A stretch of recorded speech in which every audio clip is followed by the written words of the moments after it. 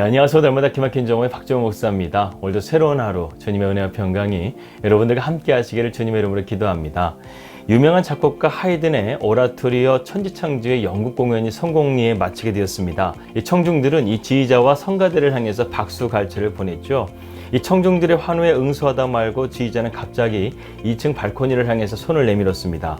이를 이상하게 여긴 청중들은 그가 손을 가리키는 2층 발코니로 다 향하게 되었죠. 그곳에는 이 천지창조를 작곡한 하이든이 앉아 있었습니다. 이 지휘자는 이 모든 영광을 작곡자인 하이든에게 돌리고 싶었던 것이죠. 이 지휘자는 이렇게 소리쳤습니다. 저는 하이든의 곡을 지휘한 것에 불과합니다. 여러분, 하이든을 소개합니다. 이렇게 말한 것입니다. 그러자 청중들은 벌떡 일어나서 하이든을 향해서 박수갈채를 보내기 시작합니다. 이러한 박수갈채를 받은 하이든은 자리에서 벌떡 일어나서는 아주 묘한 제드치어를 보냈습니다. 첫 번째는 하늘을 향해서 손을 올렸고, 그리고 성가대원들을 향해서 손을 내밀었던 것이죠. 이 뜻은 이것입니다. 첫 번째는 하나님께서 이 모든 영광을 받으셔야만 합니다. 그리고 성가대원 분들이 이 일을 하셨습니다. 제가 아니라 하나님과 여러분이 하신 것입니다. 이렇게 말했다는 것입니다. 너무나 감동적인 장면이 아닐 수 없죠. 사랑하는 여러분, 이것이 바로 십자가의 정신, 자기 부인의 정신인 것입니다. 초대교회가 2000년이 지난 지금까지도 그 믿음의 전통을 지켜올 수 있었던 것은 바로 이러한 정신이 있었기 때문에 가능했던 것입니다. 오늘도 예수님을 드러내고 높이고 그분께 영광 돌리는 삶을 우리가 살아가게 될 때 우리 안에 이 세상에 줄 수 없는 기쁨과 평안이 우리 안에 넘치게 될 것을 믿습니다. 2021년 10월 10일 날마다 기막힌 정오 시작합니다.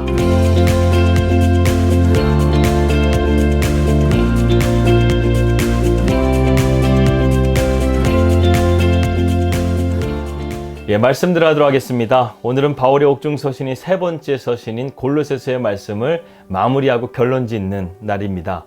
우리는 23번째 시간까지 달려오게 되면서요, 골로새서에서 말하는 그리스도는 과연 누구신가, 이것에 대해서 함께 살펴보았습니다. 에바브로를 통해서 세워진 골로새 교회는 그야말로 이방인들이 세운 교회였습니다. 그들에게 불타는 열정은 있었지만 그것을 유지시켜줄 진짜 진리의 말씀은 좀 부족했던 것이죠. 그래서 바울은 그들을 한 번도 본 적은 없지만 이 골로새서라는 기독론의 정수가 되는 말씀을 그들에게 편지를 써서 보내게 됩니다. 이것을 통해서 우리는 교회가 단순하게 지역교회를 떠나서 우주적인 교회로서 나가게 되는 것을 보게 됩니다. 우리는 대부분 내 교회, 내 성도라는 편향적인 생각을 가지고 있습니다. 그러나 그렇지가 않습니다. 이 땅에 있는 모든 교회는 다 주님이 사랑하시는 교회입니다. 화려한 성전이 없다 할지라도, 화려한 성거대나 무대가 없다 할지라도, 초막과 같이 누추한 곳이라도 주님의 이름으로 예비하고 기도하는 그곳은 바로 교회인 것입니다. 이 신약교회 이후로 교회는 성전 중심에서 공동체 중심으로 바뀌게 됩니다. 이 교회를 뜻하는 코이노니아는 교통, 친밀한 연합의 뜻을 가지고 있습니다. 여기에는 두 가지의 뜻이 있는데, 첫째는 하나님과 그를 믿는 백성이 맺는 친밀한 관계를 뜻하며, 두 번째로는 하나님을 믿는 그리스도인들 상호 간에 나누는 친교, 공통적인 믿음과 경험, 그리고 표현 등을 의미합니다. 그래서 십자가에서 예수님께서 돌아가실 때 이 성전의 휘장이 찢어졌다는 것은 이제는 우리 모두가 하나님의 성전이 되어져서 주님의 이름을 높이고 영광을 돌리는 믿음의 삶이 시작되었다는 것을 말하고 있습니다. 그러나 우리는 이러한 거대한 세상 속에서 홀로 믿음을 지킬 수가 없죠. 그래서 교회는 공동체를 이루어서 하나님을 예비하고 기도하면서 세상을 믿음으로 살아가게 되는 것입니다. 따라서 신약교회를 통해서 이런 우주적인 교회가 되었기 때문에 바울과 같이 어디서든지 주 예수 이름으로 복음을 증거하고 그곳에 교회가 세워지는, 그래서 바울과 같이 어디서든지 주 예수의 복음을 증거하고 교회가 세워지는 이런 선교의 문이 신약교회로부터 열려지기 시작됐다는 것이죠. 그러한 가운데서 골로새 교회는 바울이 에베소서에 있을 때 복음을 듣고 변화된 에바브라라는 청년이 세운 교회였습니다. 바울은 그곳에 가본 적도 없었습니다. 그러나 그곳에서 복음을 전하고 전도하는 가운데 교회가 세워지게 된 것이죠. 하지만 교회는 부흥하고 성도들은 늘어가는데 시간이 지나면서 흔들기 시작했어요. 왜냐하면 말씀이 부족했기 때문입니다. 더군다나 여러 종류의 이단들이 들어와서 이 골로새 교회를 곤경에 처하게 하기도 했습니다. 이러한 상황 속에서 도대체 이 골로새 교회가 어떻게 세워졌고 또 어떤 성도들이 있는지도 모르는 상황 가운데서 바울은 기도하면서 비록 인간적인 관계 속에서 세워진 교회는 아니었지만 진리의 위대함을 전하면 그들에게 유익함이 될 것이라는 것으로 생각하고 그들에게 복음의 진시인 예수 그리스도를 알리기 위해서 골로새서를 기록하게 된 것입니다.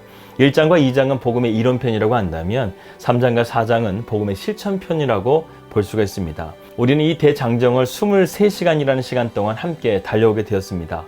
오늘은 어제에 이어서 바울의 선교팀 중에 이방인 동역자들에 대해서 소개하고 이 골로새서의 말씀을 마무리 짓도록 하겠습니다. 바울의 동역자들 중에서는 이방인 동역자들도 꽤 있었습니다. 그래서 골로새서의 말씀을 통해서 바울은 이러한 자들을 지금 나열하고 있는데요. 첫 번째는 에바브라가 있습니다. 우리가 잘 알다시피 이 골로새서의 교회를 에바브라가 세우게 되었습니다. 그래서 바울은 이 에바브라에 대해서 12절과 13절에서 이렇게 밝히고 있습니다. 그리스도의 예수의 종인 너희에게서 온 에바브라가 너희에게 문안하느니라. 그가 항상 너희를 위하여 애써 기도하여 너희로 하나님의 모든 뜻 가운데서 완전하고 확신 있게 서기를 구하나니 그가 너희와 라오디게에 있는 자들과 히에라볼리에 있는 자들을 위하여 많이 수고하는 것을 내가 증언하노라. 에바브라는 과연 어떤 사람이었을까요? 에바브라는 골로새 성도들에게 아주 중요하고 특별한 일꾼이었습니다. 바울은 편지 인사말에서 에바브라를 가리켜서 너희를 위한 그리스도의 신실한 일꾼이라고 밝히고 있습니다. 그는 예수 그리스도를 위하여 바울과 함께 갇힌 상태였기도 했습니다. 아마도 로마에 가택 연금된 바울을 수종하면서 그 안에 자발적으로 그는 함께 갇히기도 했던 것 같습니다. 에바브라는 골로새 교회의 개척자이자 라오디게아, 히아르볼리 지역에 복음을 전한 전도자이기도 했습니다. 그가 그 지역에 불던 거짓 가르침의 위협을 로마에 있는 바울에게 전달했고, 그래서 바울이 그에 대한 주의 가르침을 편지로 적어 두기고를 통해서 전달했던 것이 바로 우리가 보고 있는 골로새서의 말씀이 되어집니다. 바울은 에바브라가 얼마나 힘써 헌신적으로 그들을 위해서 항상 기도하고 애썼는지를 알아주기를 원했습니다. 에바브라는 예수님이 겟셋마네 동산에서 애써 기도하신 그 마음으로 골로새 교회 성도들을 위해서 항상 기도했던 일꾼이었습니다. 어떻게든지 골로새 교회 성도들이 하나님의 모든 뜻 가운데서 완전하고 확신 있게 서 있기를 그는 항상 기도했고 원했습니다. 거짓 가르침에 속아서 옛사람과 그 행위대로 살지 아니하고 새 사람을 입어서 그리스도 안에서 하나님 앞에 거룩하고 흠이 없는 주님의 귀한 백성들이 되기를 원했습니다. 영적인 자녀가 잘 자라기를 바라는 영적 아비의 마음으로 그는 언제나 간절하게 기도했다는 것이죠. 바울은 에바브라가 골로새 교회 성도들뿐만 아니라 라오디게아, 히아르볼리에 있는 성도들을 위해서도 많이 수고하고 애썼다는 것을 알아주기를 원했습니다. 그는 자신이 복음의 씨를 뿌려서 하나님의 자라나게 하신 이들을 위해서 헌신적으로 수고하는 일꾼이었던 것입니다. 그 먼 거리를 수많은 위험을 무릅쓰고 강행하면서 바울을 만나 자신이 돌보는 영혼들에게 닥친 위험을 알리고 그에 대한 주님의 뜻을 구하는 이 에바브라의 열정과 사랑을 우리는 알 수 있습니다. 오늘날을 보게 되면 정말 이러한 일꾼들이 많이 필요합니다. 성도를 이처럼 사랑하고 성도를 위해서 쉬지 않고 기도하고 수고하는 일꾼들이 정말로 많이 필요합니다. 저도 사모하면서 그렇게 되기를 기도하고 이러한 일꾼들이 많이 세워지기를 기도합니다. 두 번째로 바울은 누가와 데마에 대해서 소개하고 있습니다. 14절입니다. 사랑을 받는 누가와 또 데마가 너희에게 문안하느니라. 두 번째로 바울은 누가를 언급하고 있습니다. 여러분, 누가는 여러분들 너무나 잘 알고 계시죠? 누가는 또한 누가복음과 사도행전을 기록한 저자이기도 합니다. 누가는 바울이 마가 때문에 바나바와 갈라져서 선교 여행을 떠났을 때 제2차 전도 여행에서 만나게 되었고 그와 함께 동행하게 됩니다. 3차 전도 여행을 마치고 예루살렘으로 복귀할 때도 누가는 그와 함께 했고 로마로 끌려갈 때도 누가는 바울과 함께 했습니다. 2년 정도 로마에 가택 연금된 기간 내내 그는 바울과 함께 있으면서 도왔던 사람이 바로 누가였습니다. 또한 바울이 복음을 전하면서 매 맞고 돌로 맞고 옥에 갇히는 등 건강을 해치는 많은 어려움을 당할 때도 그를 돌봐줄 주치의가 옆에 붙어 있어야 되는데 바로 누가가 그런 역할을 감당했다는 것이죠. 그래서 누가의 직업이 바로 의사였습니다. 바울은 순교를 앞두고 로마 감옥에 갇혀 있을 때 나와 함께한 자가 하나도 없고 다 나를 버렸는데 디모데후서 4장 11절 말씀 보니까 오직 누가만 나와 함께 있느니라고 밝히고 있습니다. 누가는 또한 꼼꼼하고 세심한 성격으로 누가복음과 사도행전을 아주 체계적으로 상세하게 기록하기도 했습니다. 바울은 이 누가를 하나님의 사랑을 받는 의사라고 소개했습니다.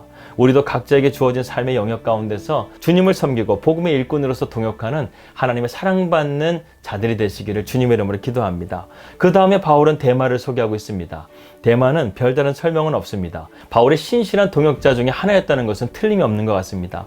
하지만 바울이 2차 투옥된 시점에서 그는 불명예스러운 기록을 남기게 됩니다. 디모데후서 4장 10절 말씀 보니까 데마는 이 세상을 사랑하여 나를 버리고 데살로니가를 갔고, 참 가슴 아픈 말이죠. 데마는 복음의 길을 걸어가다가 중도에 하차해버린 그런 불쌍한 영혼이 된 것입니다. 그가 정말 구원받은 사람이었을까요? 바울은 이것에 대해서 함구하고 있습니다. 분명한 것은 그가 복음 사역보다 세상적인 것을 더 사랑했다는 것이죠.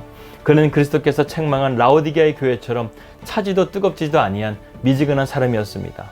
안타깝게도 오늘날 많은 그리스도인이 이러한 데마처럼 미지근한 삶을 살다가 결국에는 세상을 사랑하는 사람으로 되어버리고 맙니다. 하나님의 복음 사역에서 떠나 세속적인 삶을 쫓아 살아간다는 것이죠. 얼마 전에도 말씀드렸지만 이 코로나 사태를 통해서 한국교회 1만 교회가 문을 닫고 또한 150만 명의 성도들이 교회를 떠났다는 충격적인 보고를 듣게 되었습니다. 우리는 이러한 것들을 바라보면서 경각심을 갖고 내 믿음을 다시 한번 점검하고 그리고 주님을 떠났던 영혼들을 다시금 불러오는데 기도하고 힘쓰고 애써야 될 줄 믿습니다. 사랑하는 여러분, 저와 여러분들은요 대마처럼 살아서는 안 됩니다. 하나님께서 세상을 심판하실 때 우리의 마지막에 세상을 사랑한 하나님의 종, 이러한 불명예스러운 기록으로 남겨서는 안 되겠습니다.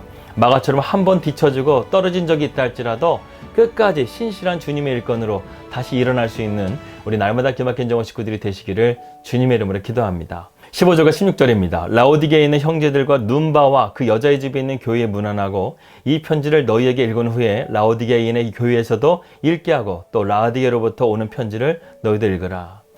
이제 하나님의 복음 사역에 연합한 교회들을 살펴보겠습니다.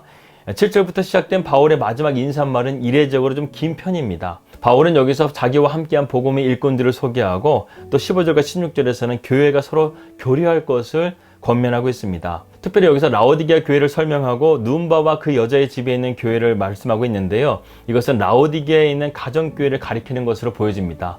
이 눈바라는 자매가 아마도 루디아처럼 교회의 건물을 제공하고 필요한 것을 공급했던 부유한 여인이었던 것 같습니다. 바울은 골로새 교회 성도들에게 라오디게아에 있는 교회 그리고 그 교회에 속한 작은 공동체에 서로 연결하면서 교제하라고 요청한 것입니다.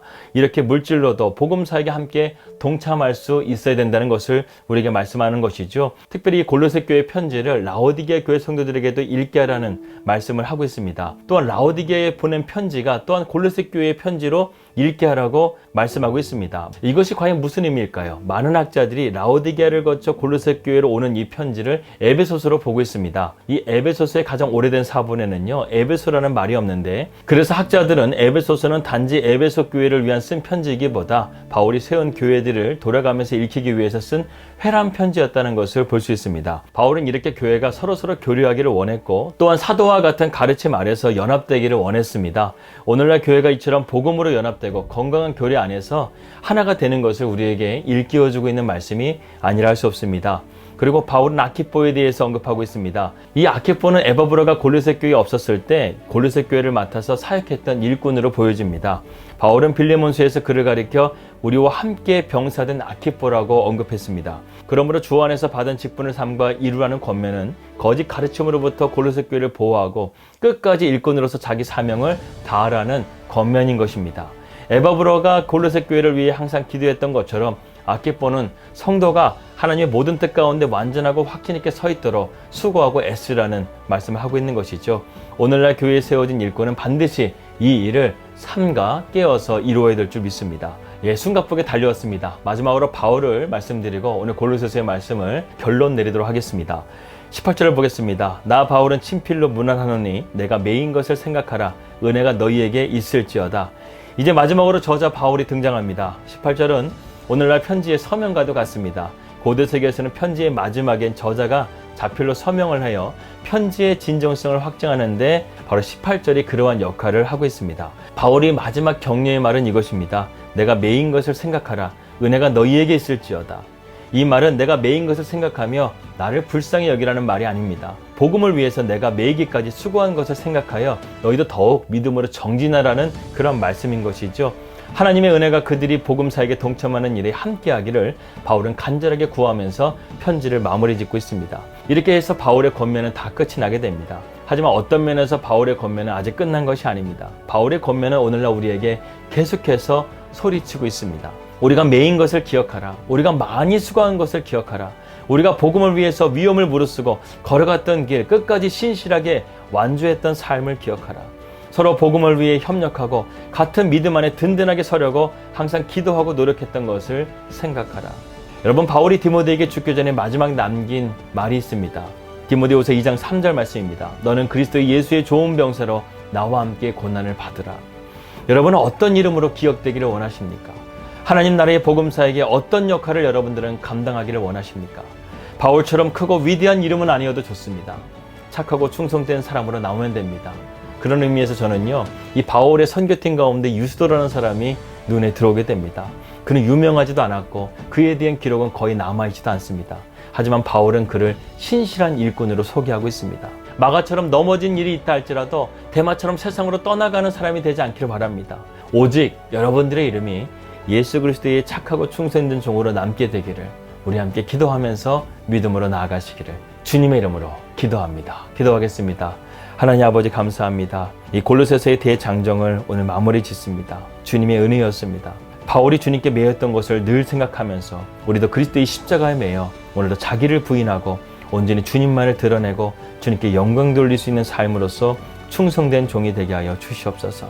오늘도 우리는 힘겨운 세상을 살아내야 합니다. 주님이 우리와 함께 하셔서 우리가 이 모든 것들을 능히 이기게 하시고 주님 안에서 우리가 기쁨과 평안함을 누리게 하여 주시옵소서. 감사하며 살아계신 예수님의 이름으로 기도하였습니다. 아멘. 예, 드디어 골로새서의 말씀을 마무리 짓습니다. 내일부터는 이 바울의 옥중 서신의 마지막 서신인 빌레몬서의 말씀으로 여러분들 찾아뵙도록 하겠습니다. 평안한 하루 되시고요. 저는 내일 뵙도록 하겠습니다. 우리 믿음으로 승리합시다. 할렐루야.